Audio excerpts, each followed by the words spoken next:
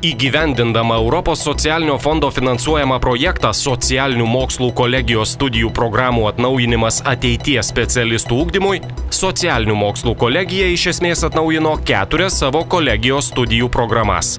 Teisė, bankininkystė ir investicijų valdymas, finansai, tarptautinis verslas ir komunikacija. Įgyvendinus ES finansuotą projektą, Socialinių mokslų kolegija atnaujino studijų programas, tuo padarydama jas dar patrauklesnės stojantiesiems. Tai įrodo ir šių metų priėmimo rezultatai. Stojantieji renkasi Socialinių mokslų kolegiją dėl unikalaus studijų turinio pritaikyto darbo rinkos aktualijoms, dėl unikalių mokymo metodikų, kurios įkvepia ir ugdo studentus kūrybingai ir atsakingai veiklai savo ir visuomenės labui. Šių studijų programų turinys ir mokymo metodai atnaujinti siekiant, kad suteikiamos žinios atitiktų šiandienos aktualijas, o mokymasis būtų įdomus ir užtikrintų sėkmingą praktinį studentų parengimą.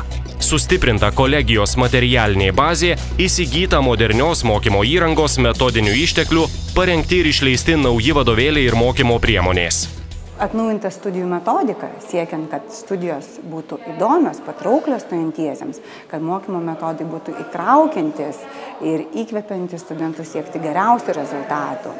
Socialinių mokslų kolegija siekia ne tik paremti studentus profesiniai veiklai, bet ir ugdyti juos kaip universales, kūrybingas asmenybės. Ko tikiesi visgi iš studijų ir pabaigus jas, ką turėtum čia gauti?